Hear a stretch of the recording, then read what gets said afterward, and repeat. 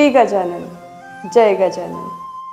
आजच्या या व्हिडिओत आपण एक फारच गूढ पण अतिशय महत्त्वाचा प्रश्न सोडवणार आहोत। आपल्यावर गजानन महाराजांची कृपा होत आहे हे कसे ओळखावे? आपण रोज प्रार्थना करतो, दर्शन घेतो, गजानन विजय ग्रंथ वाचतो, पण प्रश्न असा असतो की महाराजांची खरंच आपल्यावर कृपा होत आहे का आणि ती कशा रूपात प्रकट होते?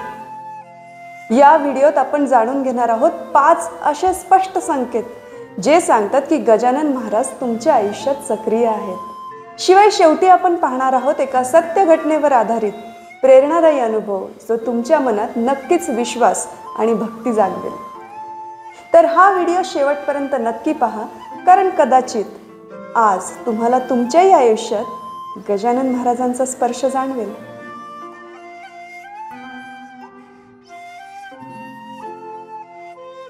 पहिला संकेत, अचानक मन शांत होणं। आपण रोजच्या धावपळीत, चिंता, समस्यांमध्ये गुरफटून जातो, पण काही वेळा कुठलाही विशेष प्रयत्न न करता मन खूप शांत होतं। जणू काही सर्व काही नीट झालंय असं वाटू लागतं।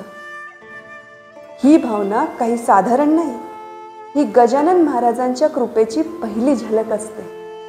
कारण जेव्हा गुरु आपल्या जवळ असतो तेव्हा बाहेर कितीही वादळं असली तरी मन शांत असतं। ही शांतता म्हणजे त्यांच्या उपस्थितीचं सुंदर लक्षण आहे। एका भक्तानं सांगितलं, तिचं वैवाहिक जीवन खूप तणावात होतं। एका रात्री तिनं फक्त एवढंच म्हटलं, महाराज मला सावरण्यास मदत करा। त्या रात्री तिला स्वप्नात महाराज दिसले।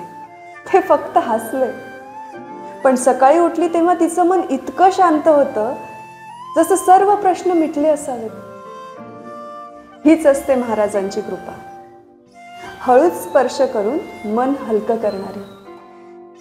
दुसरा संकेत, अडकलेल्या गोष्टी आपोआप सुटणे। कधी कधी आयुष्यात असा प्रसंग येतो की सगळीकडून वाटा बंद झाल्यासारखं वाटतं, पण अचानक काहीतरी घडतं, एखादा मार्ग सापडतो, कोणी मदतीला येतं, एखादं काम लगेच सुटतं। याला काही जण योगायोग म्हणतात, पण भक्त जाणतो हा गुरुचा हात असतो। आपण अडकलो असलो तरी गुरु आपल्या पाठीशी असतो आणि योग्य वेळी आपल्यासाठी तो वाट उघडतोच। एका तरुणाला शेगावला जायचं होतं, पण ते काही शक्य होत नव्हतं। अचानक त्याला एक मित्र म्हणतो, चल माझ्यासोबत ये। त्या प्रवासात त्याच्या अनेक अडचणी सुटल्या। तो म्हणतो, हे काही योगायोग नव्हते, गजानन महाराजांनी स्वतः रस्ता खुला केला होता। जिथे अडथळे होते तिथेच मार्ग तयार होतो। हेच कृपेचे सामर्थ्य। तिसरा संकेत, समयी योग्य उत्तर मिळणं। जेव्हा आपण संभ्रमात असतो, निर्णय घेणं कठीण वाटतं, तेव्हा अचानक कोणीतरी योग्य मार्गदर्शन करतं। कधी कधी मित्राच्या बोलण्यातून, कधी एखाद्या पुस्तकातून किंवा अगदी आपल्या अंतःकरणातून तो सल्ला आपल्याला योग्य दिशा दाखवतो। अशा वेळी हे लक्षात ठेवा, हे शब्द त्या व्यक्तीचे नसतातच, ते गुरुच्या इच्छेने आपल्यापर्यंत पोचलेले असतात। हे त्यांच्या मार्गदर्शनाचा संकेतच असतो। एक विद्यार्थी गोंधळात होता।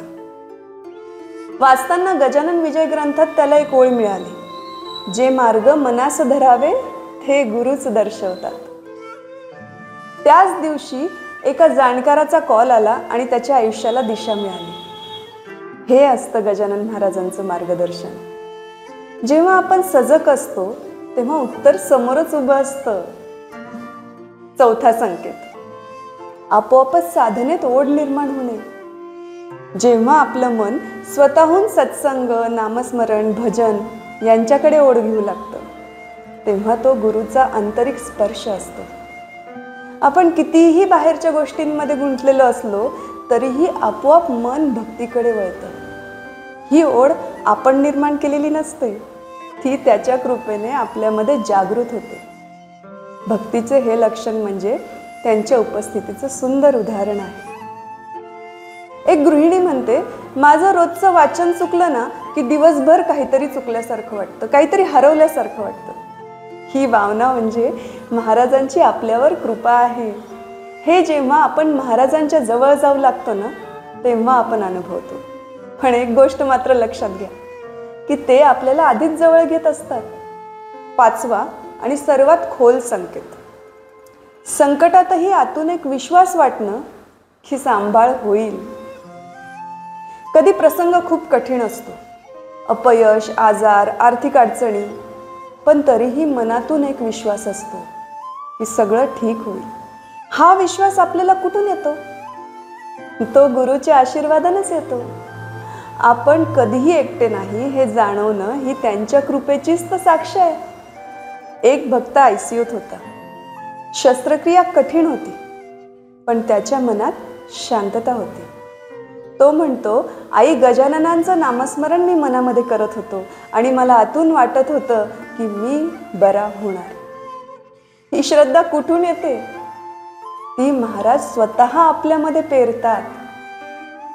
तर हे 5 संकेत जर तुमच्या आयुष्यात दिसत असतील, जसं की मनाची शांतता, मार्ग सापडणे, उत्तर मिळणे, साधनेत ओढ निर्माण होणे आणि संकटातही विश्वास वाटणे, तर समजा गजानन महाराज तुमच्यावर लक्ष ठेवून आहेत.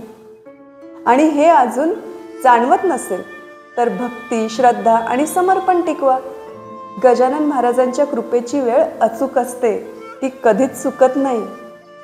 पुढच्या व्हिडिओमध्ये आपण गजानन महाराजांची आपल्यावर कृपा होण्यासाठी काय करावे यावर बोलूयात. हा व्हिडिओ जर आवडला असेल तर नक्की शेअर करा आणि कमेंटमध्ये तुमचा अनुभव देखील लिहा, कारण तुमचं बोलणं दुसऱ्या कोणालाही कृपेचं दार उघडं करून देऊ शकतं. जय गजानन.